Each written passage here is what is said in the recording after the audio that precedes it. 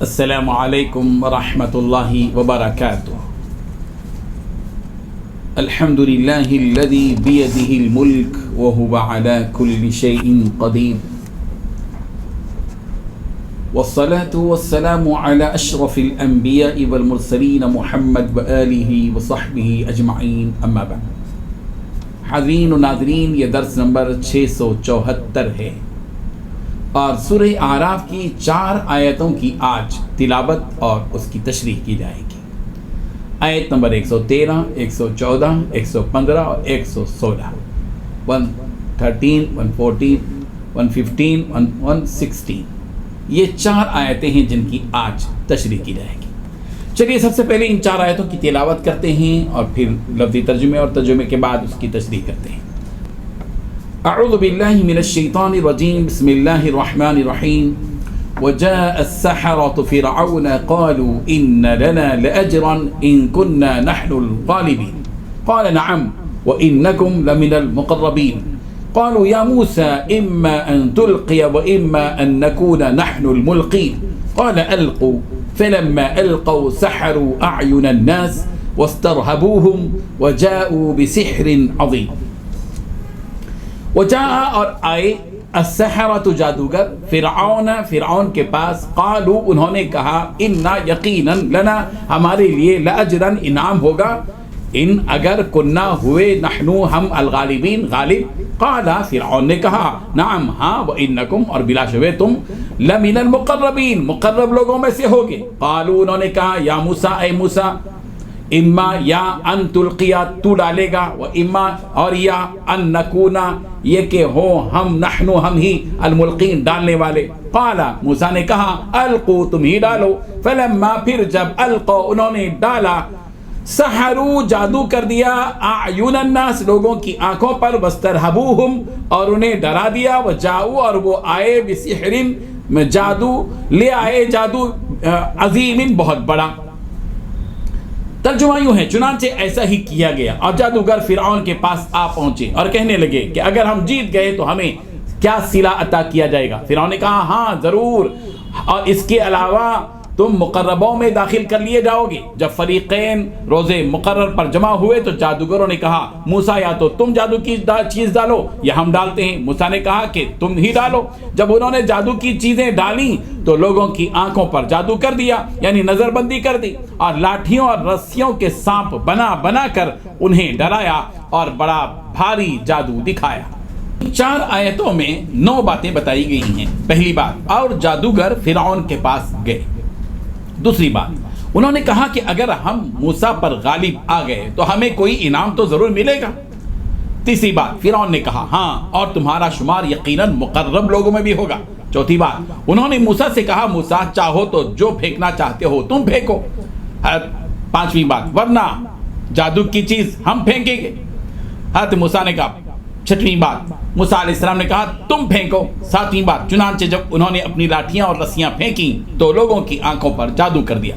آٹھویں بات، ان پر دہشت طاری کر دی۔ نویں بات، زبردست جادو کا مظاہرہ کیا۔ بزرگان محترم، جب جادوگروں کے ذریعے حضرت موسیٰ علیہ السلام سے مقابلہ طے ہوا تو ظاہر بات ہے کہ بات تاریخ اور وقت طے کرنے کی تھی۔ سورہ طٰہٰ کی آیت نمبر 58 میں یہی بات کہی گئی ہے، فَلَنَأْتِيَنَّكَ بِسِحْرٍ مِثْلِهِ فَاجْعَلْ بَيْنَنَا وَبَيْنَكَ مَوْعِدًا لَا نُخْلِفُهُ نَحْنُ وَلَا أَنْتَ مَكَانًا سُوًى۔ اچھا ہم بھی تیرے مقابلے میں اسی جیسا جادو ضرور لائیں گے، پس تو ہمارے اور اپنے درمیان ایک وعدے کا وقت مقرر کر لے کہ ہم اس کی خلاف کریں نہ تم اس کی خلاف ورزی کر دو، اور صاف میدان میں مقابلہ ہو۔ جب یہ بات ہوئی تو حضرت موسیٰ علیہ السلام نے اس کا جواب دیا، وقت دیا۔ قال موعدکم یوم الزینہ وان یحشر الناس ضحی۔ حضرت موسیٰ علیہ السلام جواب دیا کہ زینت اور جشن کے دن کا وعدہ ہے، یعنی اس قوم میں سال میں 1-2 مرتبہ جو بھی ہے جشن کا دن، جیسے ہمارے پاس تہوار ہوتے ہیں وہی تہوار کا دن انہوں نے مقرر کیا کہ بس فلاں جشن کے دن جو ہے وہی یہ مقابلہ ہو جائے گا، اور وقت بھی بتا دیا کہ وان یحشر الناس ضحی، دن چڑھے یعنی چاس کا وقت جب ہوگا، خوب روشن ہو جائے گا سورج، تو اس وقت میں لوگ جمع ہو جائیں گے۔ حضرت موسیٰ علیہ السلام نے جواب دیا، چنانچہ وقت مقررہ پر جادوگر جمع ہو گئے۔ جس کو سورہ شعراء میں یوں بیان کیا گیا فجمع السحرۃ لمیقات یوم معلوم، جمع کیے گئے جادوگر مقررہ دن میں جو معلوم تھا۔ جب جادوگر آئے تو انہوں نے فرعون سے ایک سوال کیا۔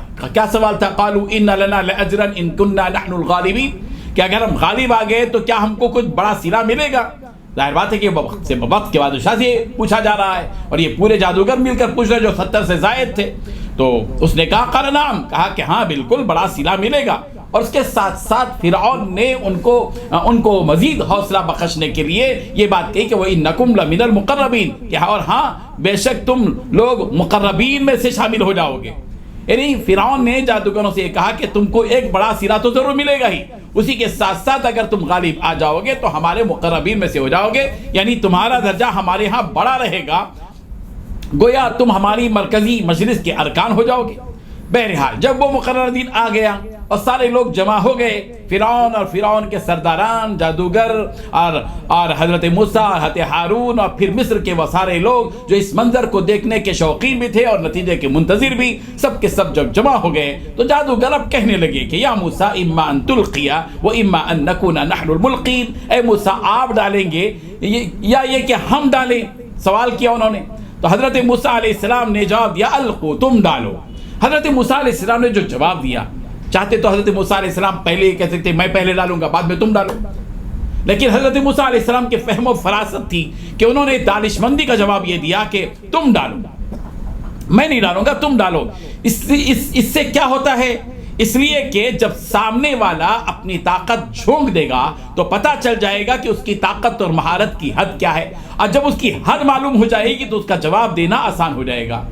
چنانچہ حضرت موسیٰ علیہ السلام نے اس دانشمندی کے ساتھ ان سے کہا کہ تم ڈالو۔ فلما القوا، پس جب ان جادوگروں نے ڈالا تو سحروا اعین الناس، انہوں نے لوگوں کی آنکھوں میں جادو کر دیا، واسترهبوهم، اور ان کو اس سے ڈرا دیا، وجاءوا بسحر عظیم، اور وہ لوگ ایک بڑا جادو لے کر آئے۔ یعنی جب ان جادوگروں نے ڈالا تو لوگوں کی آنکھوں پر جادو کر دیا اور ان پر ہیبت غالب کر دی اور بڑا جادو لے کر آئے۔ جادوگروں کے پاس جتنی طاقت تھی انہوں نے جھونک دی۔ جادوگروں نے فرعون کی عزت کی قسم کھا کر اپنا مرکب دکھایا اور یہ بات کہی کہ ہم فرعون کی عزت کی قسم جو ہے ہم جیت جائیں گے، غالب آ جائیں گے۔ اور جب انہوں نے وہ اپنی لاٹھیاں اور رسیاں ڈالیں تو ظاہر بات ہے کہ وہ حرکت کرنے لگیں، ادھر ادھر دوڑنے لگیں۔ فَإِذَا حِبَالُهُمْ وَعِصِيُّهُمْ يُخَيَّلُ إِلَيْهِ مِنْ سِحْرِهِمْ أَنَّهَا تَسْعَىٰ۔ یہاں پر بتایا گیا سورہ طٰہٰ کے صفحہ نمبر آیت نمبر 66 میں کہ جب ان کی رسیاں جو تھیں وہ اور لاٹھیاں جو تھیں لوگوں کو ایسے خیال میں ڈال دیا انہوں نے جادو کے ذریعے سے، نظر بندی جس کو کہا جاتا ہے، کہ گویا کہ وہ حرکت کر رہی ہیں اور دوڑ رہی ہیں۔ اس طرح انہوں نے ایک خاص قسم کا جادو لوگوں کے سامنے کر دیا۔ یہ بات تھی جو یہاں پر بیان کی گئی۔ مفسرین لکھتے ہیں کہ ان جادوگروں نے اپنی لاٹھیوں اور رسیوں کو رنگین کر دیا تھا اور ایسے بنا دیا تھا کہ جس سے وہم ہو کہ وہ حرکت کر رہی ہیں، ورنہ تو حقیقی معنی میں وہ حرکت نہیں کر رہی تھی۔ پھر ایک جادو تھا بس، جس کو مسمرزم کہہ دیجیے یا نظر بندی کے لیے، اور آج بھی ماڈرن زمانے میں تو اس قسم کی بہت سی ایسی چیزیں آپ دیکھ سکتے ہیں جن میں اس طرح کی عجیب عجیب حرکتیں کی جاتی ہیں اور عقلیں حیران رہ جاتی ہیں۔ یہ سب نظر بندی ہے، حقیقت کچھ نہیں ہوتا۔ انشاءاللہ ہم اس سلسلے میں جادو اور معجزہ ان دونوں کے درمیان میں فرق کیا ہوتا ہے اگلی آیات کی روشنی میں انشاءاللہ ہم اس کو بیان کریں گے۔ وآخر دعوانا ان الحمدللہ رب العالمین۔